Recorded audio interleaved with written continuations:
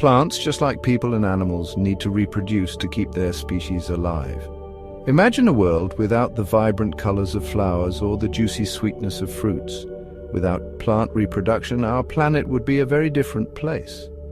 Plant reproduction is the process by which plants create new plants. This ensures that there are always new generations of plants to provide us with food, oxygen, and shelter.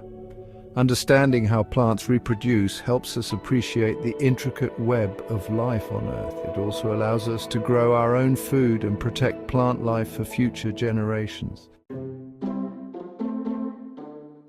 Many plants reproduce sexually, just like animals, but instead of having separate male and female individuals, most plants have both male and female parts within the same flower. The male part of the flower is called the stamen, which produces pollen. The female part is called the pistil, which contains the ovary and ovules. The ovules are like tiny eggs that need to be fertilized by pollen to develop into seeds. For a plant to create seeds, pollen from the stamen needs to reach the pistil. This is a crucial step in the reproductive cycle of flowering plants. Without this transfer, the plant cannot produce seeds or fruit, which are essential for the continuation of its species. But how does pollen travel from one part of the flower to another, or even to a completely different plant?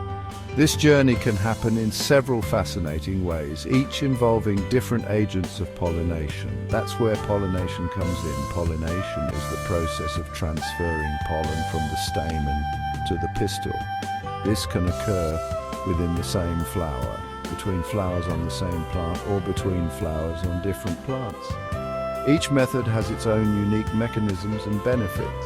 Some plants can self-pollinate, meaning they can fertilize themselves. This is often seen in plants that have both male and female reproductive organs in the same flower. Self-pollination ensures that even in the absence of pollinators, the plant can still reproduce. But many plants rely on outside help from wind, water, insects, birds, or even bats. These external agents play a vital role in the pollination process, helping to transfer pollen over greater distances and between different plants, which increases genetic diversity. These helpful creatures are called pollinators. They include a wide variety of animals, each uniquely adapted to their role in the ecosystem. Bees, for example, have hairy bodies that trap pollen, while birds and bats have long beaks or tongues to reach deep into flowers. They are attracted to flowers by their bright colors, sweet nectar, and alluring scents.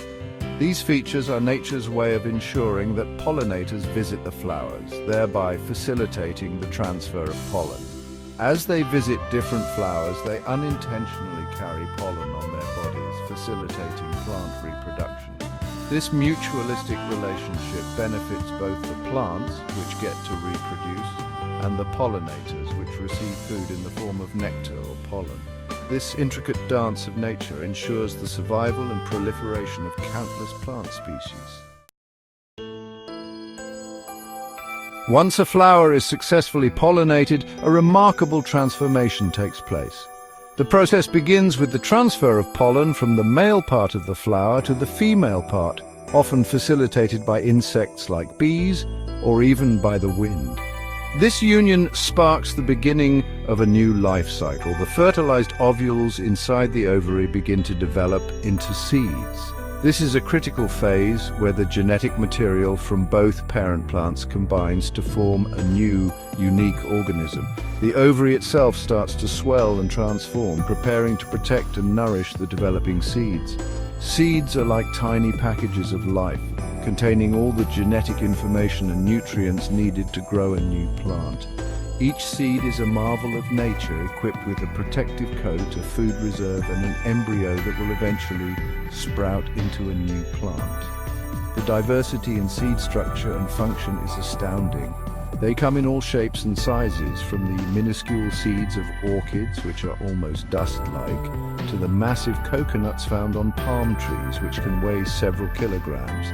This variety ensures that plants can adapt to different environments and conditions. Seeds are designed for dispersal, meaning they have ways to travel away from the parent plant to find new places to grow. This dispersal is crucial for reducing competition between the seedling and the parent plant and for colonizing new areas.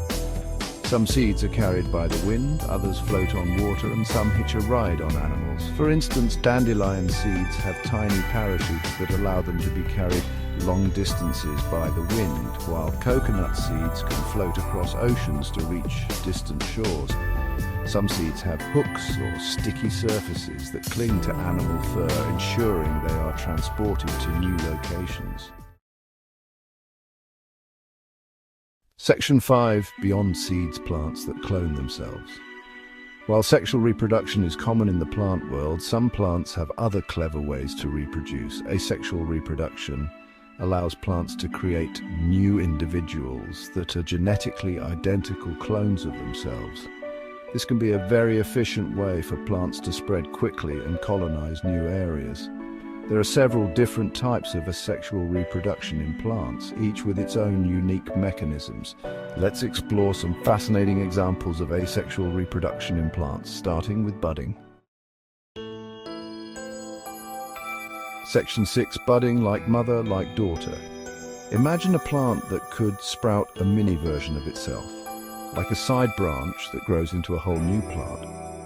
This fascinating process is known as budding, a form of asexual reproduction that allows plants to create offspring without the need for seeds or spores. That's essentially what happens in budding. A small outgrowth or bud forms on the parent plant.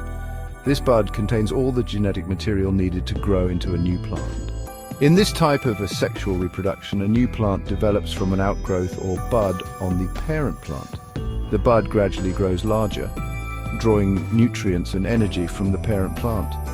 This bud eventually detaches and grows into an independent plant, genetically identical to its parent.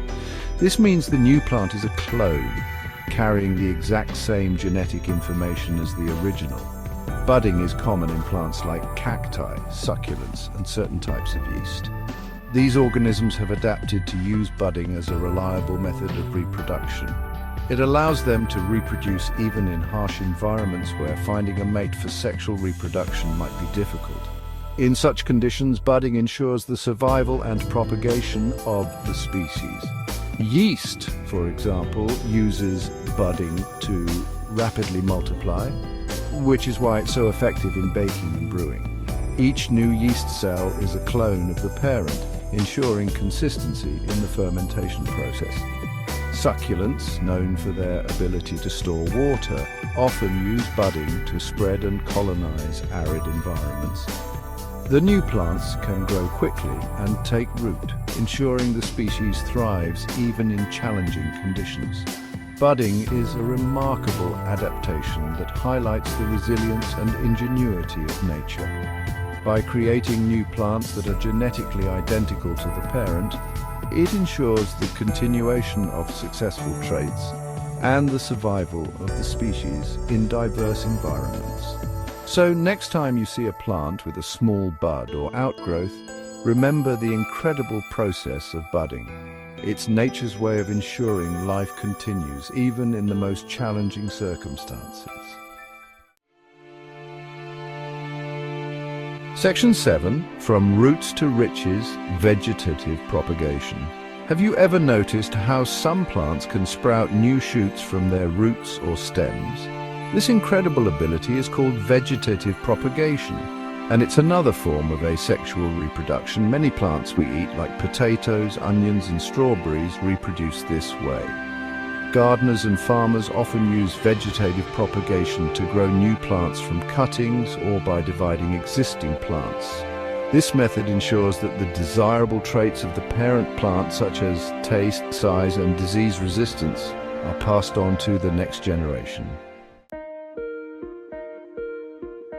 Section 8. A world of plant reproduction strategies. From the intricate dance of pollination to the remarkable ability to clone themselves, plants have evolved a dazzling array of reproductive strategies. Each strategy is uniquely adapted to the plant's environment and lifestyle. Understanding the diversity of plant reproduction helps us appreciate the complexity and interconnectedness of the natural world.